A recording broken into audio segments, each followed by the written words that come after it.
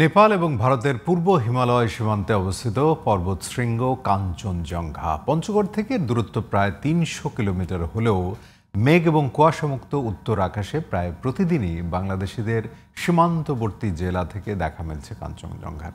শরতের এই সময়ে মেঘ এবং কুয়াশামুক্ত উত্তর আকাশে কাঞ্চনজঙ্ঘা দেখতে তাই দেশের বিভিন্ন প্রান্ত থেকে প্রতিদিন অসংখ্য ভ্রমণ পিপাসু এবং প্রকৃতিপ্রেমী ভিড় করছেন পঞ্চগড়ে।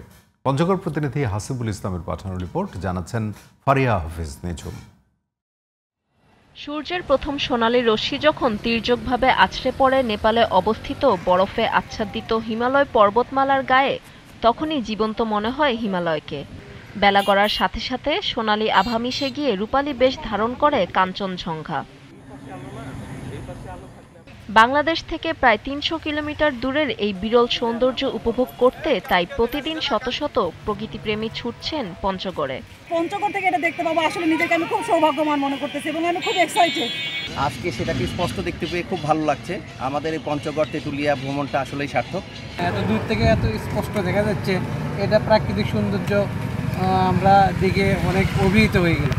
আকাশ পরিষ্কার থাকলে আগামী এক সপ্তাহ পঞ্চগড় থেকে কাঞ্চনজঙ্ঘা দেখতে পাওয়ার সম্ভাবনা রয়েছে বলে জানিয়েছে আবহাওয়া অফিস। এরকম চমৎকার আবহাওয়া বিরাজ করলে আরও কয়েকদিন এখানে কাঞ্চনজঙ্ঘা দেখা যাবে এবং প্রতি বছরই এই সময়টিতেই এখানে কাঞ্চনজঙ্ঘা দেখা যায়, যার দরুন এখানে দেশের বিভিন্ন প্রান্ত থেকে পর্যটকরা কাঞ্চনজঙ্ঘার সৌন্দর্য উপভোগ করার জন্য এখানে আসে। পর্যটকদের নিরাপত্তায় সব ধরনের প্রস্তুতি নেওয়ার কথা জানিয়েছে প্রশাসন।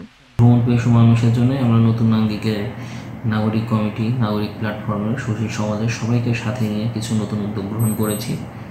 আমরা আশা করতেছি যে সারা বাংলাদেশ থেকে যারা দর্শনার্থী এখানে আসেন তারা নিজেদের চিত্ত বিনোদনের জায়গাটা খুঁজে পাবেন, তাদের মনের প্রশান্তি নিয়ে এখান থেকে যেতে পারবেন। ফারিয়া হাফিজ নিঝুম, জিটিভি নিউজ।